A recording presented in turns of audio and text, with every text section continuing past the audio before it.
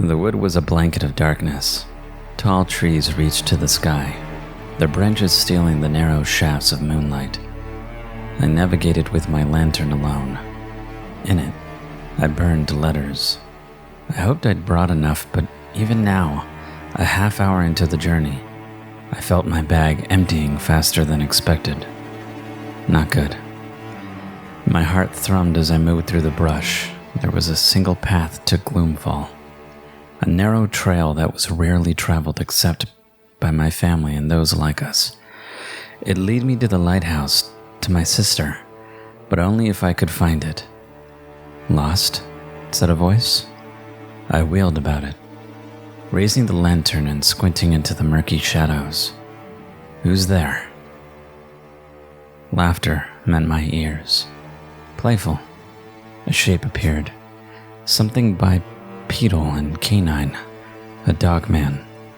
I drew back, pushing my lantern forward as if to prove a point. This grants me safe passage. You can't harm me. More laughter. The dog man dropped onto all fours. It was the size of a small bear, and as it neared, I saw its long teeth gleaming in the lantern glow. You've safe passage so long as you carry that. It'll run out before long. It lifted a human-like hand to its teeth, picking at them with a black claw. I can wait. Fucking hell. I didn't have any silver on me, which meant even if I could fight this thing, I couldn't kill it. I left before considering what I was walking into. Foolish. Stupid. Now I was paying the price. I squeezed the bag around my shoulder, crunching the letters beneath the fabric. There were fewer than I thought. You're gonna be waiting a while, I lied, trudging on. The dogman didn't answer. Its padded feet moved through the brush behind me, softly passing over dead leaves, as if it sniffled at the air. Sniffed at me. My palms clammed up, and I readjusted my grip on the lantern. How far did I have to go? Too far. I still hadn't found the damn path. You're right to be afraid, said the dogman. That so? I glanced over my shoulder, but I couldn't see it in the dim light. It was moving just beyond my vision, out there somewhere in the dark. Your old man was just the beginning, it said. Things are shifting here. Wheels are turning. You're a nameless haunt, I told it. What would you know? It snapped its jaws. I stumbled backwards in surprise and nearly dropped my lantern. More laughter. And you're a fucking coward, it sneered. Nameless haunt or not, I'll have your heart in my teeth by the end of the hour. Bet on it. I took a deep breath, fishing in my bag for a fresh letter to light.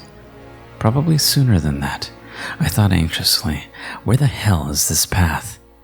Wait. A sound up ahead, just beyond the brush, running water. I fumbled forward, doing my best to keep my tripping on any errant routes. I parted a clutch of branches, and ahead I saw a winding creek. The same one I'd walked along 10 years previous. If I had followed that, then it would take me back to my family's land and the safeguarding lighthouse that sat upon it. I smiled. My chances of survival just went from 0 to slim, and I considered that a welcome improvement.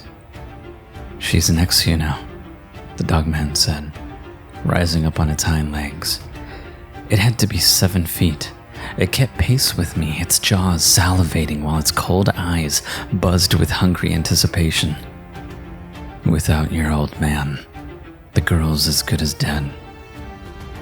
I grit my teeth, telling myself to ignore its taunts. It wanted to rise out of me. The more emotional I got, the sloppier I became, and the more likely I'd be to drop the lantern. You're well informed for a haunt, I said, doing my best to salvage something from my situation. Something as well connected as you probably knows what killed my old man. More laughter howling. The The dogman kicked up stones along the creek shore as it bounded around me, and I did my best to shield the lantern from any errant debris. If it knocked it out of my hand, even accidentally, the dogman would die. That was the law of the land. But I'd still be left without a lantern, and that meant other phantoms would have their fill of me before long. "Something funny?" I asked. "I've just forgotten how long you've been gone. 8 years? 10? You never met him, did you?" I frowned. "Who?" The dogman stepped in front of me, its eyes dangerous. "The stick man," it whispered. "He's on his way to Gloomfall now. He'll be killing your sister while we speak, doing all sorts of things to her." I searched his eyes, but I saw no hint of laughter behind them, no hint of a lie. He was telling the truth. Damn it. I bolted. My feet pounded over the stones of the dark shore. I rushed down the edge of the creek, wondering how long until I'd make it back to our land. Back to my sister. Too long. I thought hopelessly. She's as good as dead. Images played in my mind, images of a shadow with cinderlight eyes crouched over Harriet, its long limbs playing over her corpse. I'd seen it in my dream. An omen. Faster, I've got to pick up the pace. I doubled my efforts, my lungs scorching like a furnace. The dogman ran casually at my side, his powerful legs kicking back stones as his teeth snapped near my ear. About time for another letter, don't you think? That one's almost out. What? I glanced down. The letter was still fresh. My world span. I tumbled, slipping on a wet stone. Stupid. I rolled in a shower of pebbles and came to a groaning stop, hating myself for being so gullible. I blinked, unable to see anything. The light.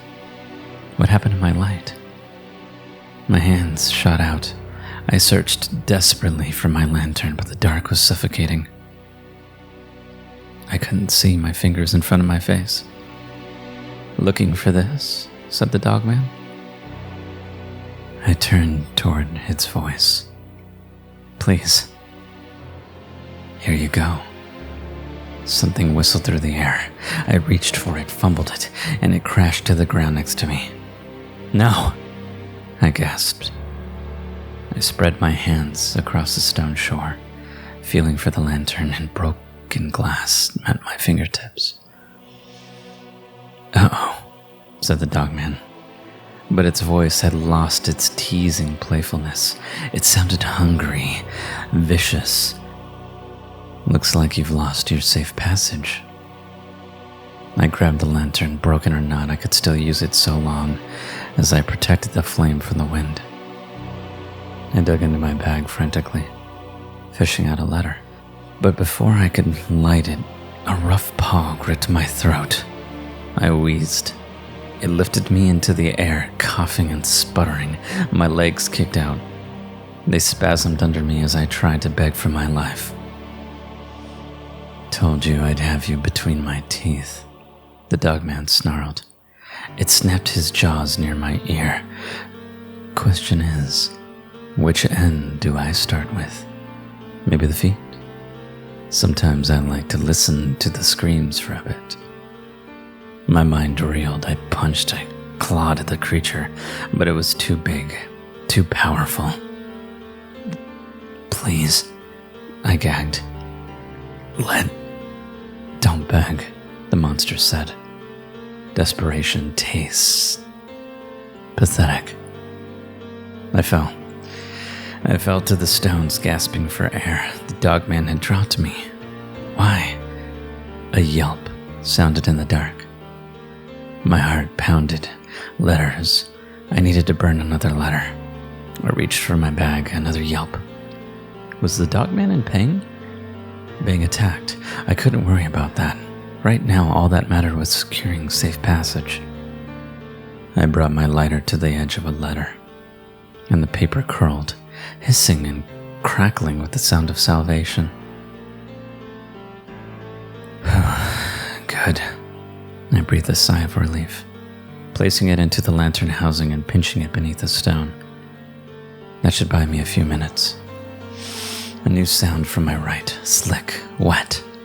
It was like flesh being torn in two, carved up, and it was followed by a low canine whimper. I swallowed. The dogman wasn't a particularly powerful entity. It was considered a nameless haunt, a wandering phantom of the wood that did the bidding of other, more terrifying creatures. But as nameless haunts went, dogmen were fierce beasts, and anything that could threaten a creature like that was wisely feared. "Hello?" I said uneasily to the dark. My lantern flickered, revealing a scene upon the rocky shore. Blood. It trickled over the stones, flowing past my boots and down into the babbling creek. I inched closer.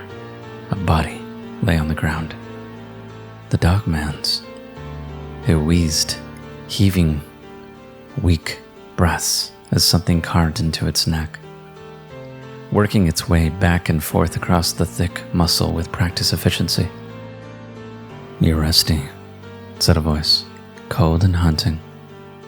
It belonged to a man.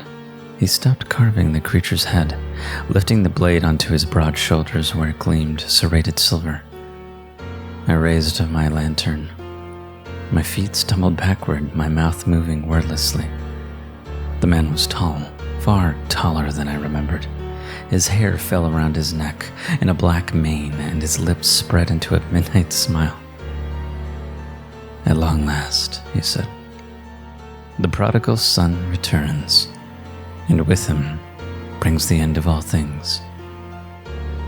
"You," I breathed. It was all I could think to say.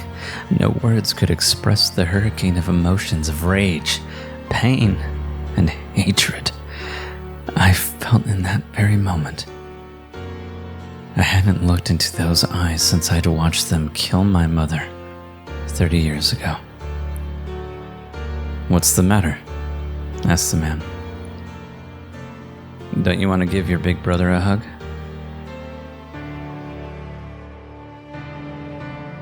That was part 2 of I Inherited a Lighthouse in the Woods, but I'm not sure I'll make it there alive, by Bourne Beach. This is part 2. See you next time.